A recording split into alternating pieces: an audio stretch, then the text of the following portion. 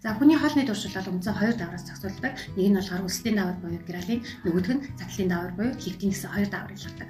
За хүний ходоод хоолсроод ирэхин алдаад ходоодноос гралин давар ялгарч улмаар тархинд би өлсөж байна гэсэн тохио өгдөг. Ингээд хүн маань хоол идэх үед ходоод маань дүүрээд ирэхин алдаад өөхний эднээс лептин буюу цагдалын давар ялгарч би цадлаа хансан би одоо ахиж хоол идмээр байна гэдэг тохиог бол тархинд өгдөг байна. Тэгэхээр энэ 2 даврын тэнцвэртэй тогтолцоогоор хүний хоолны туршил хангагдаад явж идэг. Үлслийн давар хизээ ихсдэг вэ гэхээр мэдээж ходоод хоолсох үед ихсэж байгаа. Үүнээс гадна стресс давартай холбоотой. Өөрөөр хэлбэл стресс ихтэй орчинд удаан хугацаагаар ажиллаж амьдрахад энэ стресс кортизол давруудын ялгаралт ихсэж улмаар гралин давруудын хэмжээг бас нэмээд явж идэг. Гралин буюу үлслийн даврын хэмжээгээр ялгарх тоол нь кортизол даврын түвшин бас дагаад өсч идэг. Зарим хүмүүс өлсгөрөө би уурлаад идэг гэж яддаг шүү дээ. Тэгэхээр энэ нь үүнтэй холбоотой байна. За үүнээс гадна нойр дутуу явах, хоолоо алгасах үед гралин даврын хэмжээ өсдөг.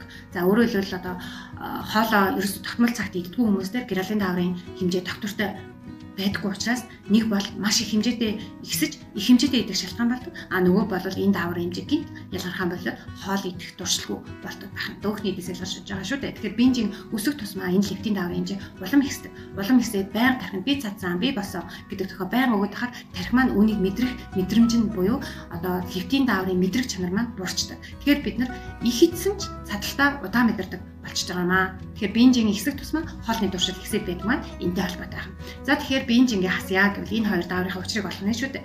За тэгэхээр үлслийн даврыг яг тогтмол хэмжээтэйгээр ялгаруулахын тулд бага хэмжээтэйгээр ойрхон зайтаагаар 4-6 удаа хоолно гэдэг нь энэтэй холбоотой байна. Хоёрдугаар турахыг үнээр хүсэж байгаа стресс гормонуудын хэмжээг бууруулж иж гралин даврын хэмжээг дагаад бууруулах нь шүү дээ. Тэгэхээр стрессээ бууруулах. За 3-дугаарт нь дасгал хөдөлгөөн хийн.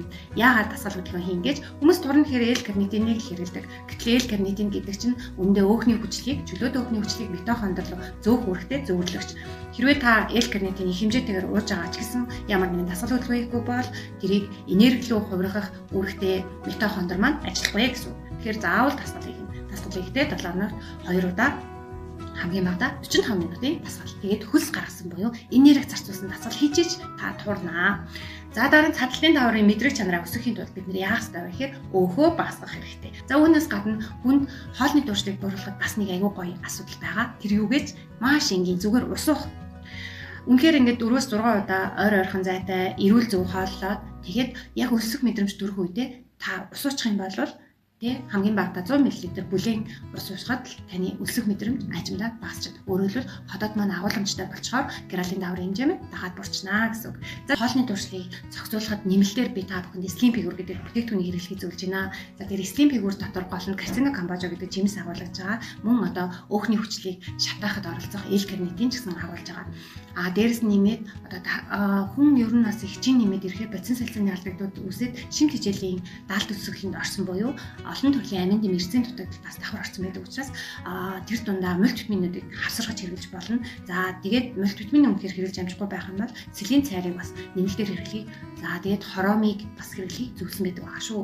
Тэгэхээр эдгээрийг нэг дор бүгднийг агуулсан.